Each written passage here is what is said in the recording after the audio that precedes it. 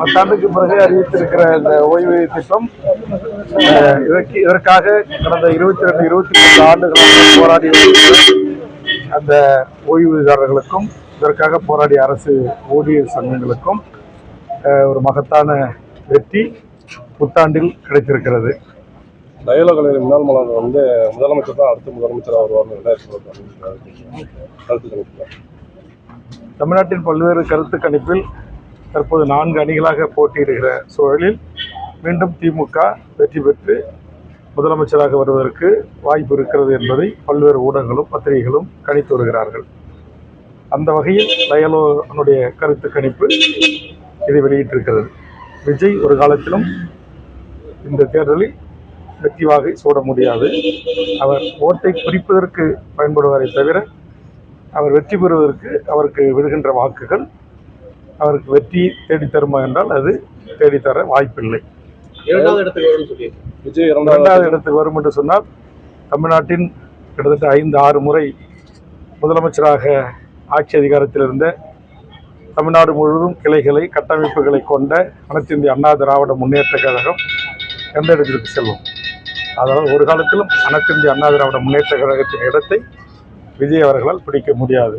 இங்கு திமுகவா அதிமுகவா என்கிற இருமுனை போட்டி தான் ஆட்சி அதிகாரத்திற்கு இருக்கிறதே தவிர திமுகவா அல்லது விஜயா அல்லது அதிமுகவா விஜயா என்கிற பேச்சுக்கு இடமில்லை. ஒன்று திமுக ஆட்சிக்கு வரும் அல்லது அதிமுக ஆட்சிக்கு வரும். இதுதான் தமிழ்நாட்டின் கடந்த 50 ஆண்டுகால வரலாறு. அந்த வரலாறை திடீரென்று அரசியலுக்கு வந்த விஜய் அவர்களால் மாற்றியமைக்க முடியாது. அவர் அதற்காக ஒரு கனவு காணுகிறார், அவ்வளவுதான்.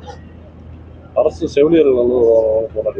செவிலியர்களை பணிநிரந்தரம் செய்ய வேண்டும். ஏற்கனவே நான் அவர் போராடுகின்ற இடத்திற்கு சென்று சந்தித்து ஆதரவு தெரிவித்தேன். அதில் தற்போது 160 பேரை நிரந்தரமாகவும் 1000க்கும் மேற்பட்டவர்களை பணி வரமுறை செய்வதற்கான பணிகள் நடந்து வருகிறது. அனைத்து செவிலியர்களையும் பணிநிரந்தரம் செய்ய வேண்டும்.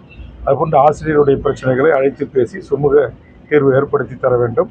அதுபோன்று இடைநிலை ஆசிரியர்கள், தொழில்நுட்ப ஆசிரியர்கள், சமூகத்தில் வேளாண்மை துறையில் பணி செய்கின்ற, பொறியியல் துறையில் பணி செய்கின்ற, அதுமாதிரி டேங்க் ஆப்ரேட்டர்ஸு, அதுமாதிரி மக்கள் நல பணியாளர்கள், கிராம உதவியாளர்கள் என்று பலதரப்பட்ட மக்கள் தங்கள் கோரிக்கைகளை முன்வைத்து தொடர்ந்து போராடி வருகிறார்கள்.